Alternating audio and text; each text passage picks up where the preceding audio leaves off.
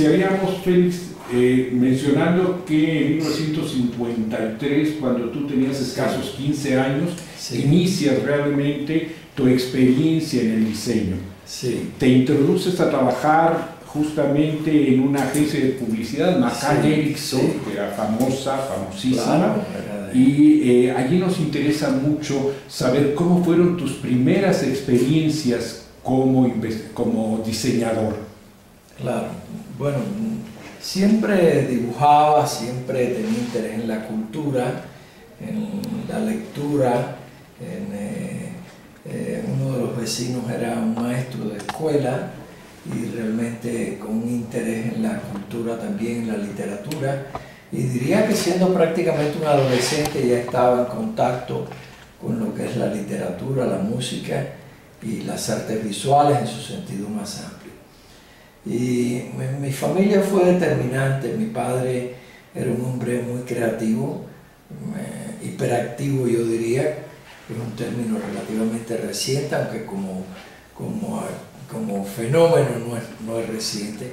Y mi madre, una mujer muy racional, una mujer que no pudo ir a la escuela, intentaba ir a la escuela con zapatos que le faltaban la suela y tenía que, de acuerdo a lo que ella me comentaba, colocarle cartones y limpiarlos con manteca de cerdo para que quedaran lustrados. Y esto fue determinante, lo que sería el perfil un poco de mi padre, de una creatividad amplia, nunca en contra de la cultura. Mi padre inclusive pintaba y no era la tendencia que es más frecuente, que es la pintura naturalista, sino era una pintura, diríamos que bastante surrealista, bastante onírica en ese sentido. Mi madre era muy racional, pero una gente abierta a la cultura también. Es decir, cuando ella pretendía estudiar, cito esto porque creo que fue una de mis motivaciones, le decían que las mujeres no eran para las escuelas, que era parte de los prejuicios que todavía se arrastraban cuando ella era niña, ¿no? Y siempre me alentaron a estar preparado, siempre insistía que los conocimientos hacen falta para la práctica de la existencia misma. Y después tuvieron amistades con personas que fueron también fuentes de influencia para mí. Uno de ellos era un arquitecto, pero también con un apetito insaciable acerca de la música. A través de él me inicio escuchando música clásica, como le llaman a la música culta, y todo esto fue determinante. Ahora, esta misma persona, que su nombre ya falleció, José Antonio Reguera, era un hombre de extracción pobre, esto es importante enfatizarlo, un hombre que había crecido con esfuerzos, haciendo una doble carrera simultáneamente, teniendo que sostenerse, no teniendo hijos porque no tenían condiciones hasta después, y todo esto creo que fueron referencias importantes. Ahora, también es de destacar la etapa en McCann Erickson. Era un personal mixto.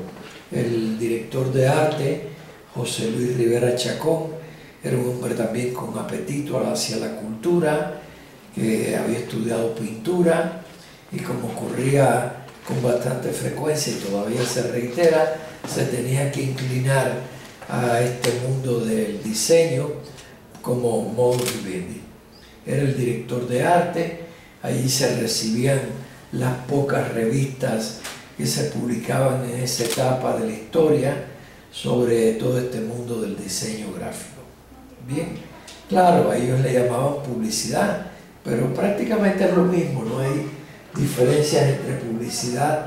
La publicidad aparece en la historia para informar de que este vaso tiene, que yo no me había percatado, tiene un cartón que al abrirlo te sirve de asa y al mismo tiempo te distancia del calor tan fuerte que tiene que se traspasa en este vasito.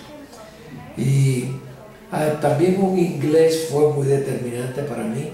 Glyn Jones había sido aviador y había nacido en Londres, había sido aviador en la Fuerza Aérea de su país y recala en Cuba, se enamora, como era de suponer, de una cubana y reside en Cuba. Era un pintor extraordinario.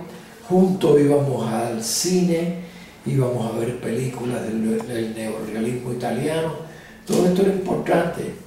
Ver ladrones de bicicleta, que para mí es una lección extraordinaria de cómo se puede hacer sin recursos. Estamos en una etapa de la historia que estamos obsesionados por los medios y yo creo que esto se debería de cuestionar. No se trata de renunciar a los medios, que como diría Marshall McLuhan, son extensiones que vamos creando, como lo es la rueda. Pero bueno, volviendo, había otro, que es el único que sobrevive, que es Sergio Ruiz, un dibujante extraordinario, un caricaturista. A través de ellos descubro a Saúl Steinberg, a Pablo Picasso, a Max Chagall, a Piet Mondrian. Voy a adentrar, no es como ahora que hay una avalancha de acceso, es decir, hay un acceso a esa avalancha. Cuando aquello eran los años 50, todavía Europa estaba convaleciente de la crisis bélica. Y estas tres personas en la circunstancia de Max Herrison fueron muy determinantes para mí.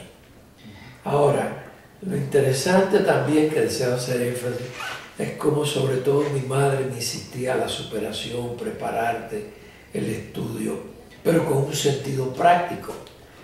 Recuerdo frases de ella que en esencia serían conocimiento es poder. Y también no solo eso, sino el aspecto, recuerdo otra frase de mi madre que me decía que la injusticia no esté de tu parte. En una ocasión me salta a la mente, me quedé con un lápiz de uno de los otros alumnos o estudiantes y mi madre me preguntó que ese lápiz no es tuyo, ¿no? Porque cuando aquello se le marcaba con una cuchilla, las iniciales eran los lápices amarillos, creo que el nombre era Mirado, ahora creo que es otro. Y realmente, no, ese lápiz no es mío. Entonces vamos a devolverlo, me dieron varios manotazos en las piernas y al otro día mi madre me llevó a devolver el lápiz. Nunca me he robado un libro, nunca me he robado nada, porque esto fue determinante por parte de mi madre. Y el respeto, ella repetía mucho la frase de Benito Juárez, de que el respeto al derecho ajeno es la paz. Porque vivíamos en vecindades donde el baño era compartido y donde había que cocinar con carbón. Pasaba un enorme carretón tirado por viejos y cansados caballos y entonces se compraban las bolsas de carbón y se cocinaba, se tenía que cocinar fuera para las emanaciones. Pero había todo un contexto de orden. Mi padre primero trabajó en los barcos, porque él estudió lo que sería técnico naval o algo así, y después trabajaba en una fábrica de calzado, y lo acusaban de comunista porque siempre cuando se protestaba por parte de los proletarios los acusaban de comunistas, que era la contraparte. Un hombre único hijo porque sus padres se separaron y la madre se mantuvo soltera, porque también en aquella época una mujer que se casara era como una desviación prácticamente. Pero era un hombre de una creatividad desbordada. Yo recuerdo siendo niño que en mi casa se hacían muchos dulces, ollas de dulce, porque llenaban mucho camote, mucha harina en dulce, el arroz con leche era una constante, porque mis amistades u otros alumnos llegaban y había que llenarlos, y no había tampoco tantos recursos, dinero en definitiva, para comidas mucho más suntuosas. Y en definitiva, todo esto fue importante. Ahora, también deseo destacar que el sentirme en desventaja, la pobreza, la escasez, los uniformes que usaba eran uniformes de otros alumnos que ya no los usaban. Recuerdo una corbata morada de una de las escuelas donde pude terminar la primaria, que era color morada, pero tenía manchas de café con leche que nunca se le pudieron borrar. Y mi madre se levantaba, las planchas no es como ahora, eran planchas de carbón, que había que sujetarla y siempre te quemabas dedos con ese hierro, como pudiéramos decir, hirviente y incandescente, y así era, así era. Ambos eran muy trabajadores, esto fue una buena lección. Mi madre no era una mujer ociosa, era una mujer que siempre estaba inventando qué hacer, era muy limpia, muy pulcra, y mi padre de creatividad, repito, desbordada.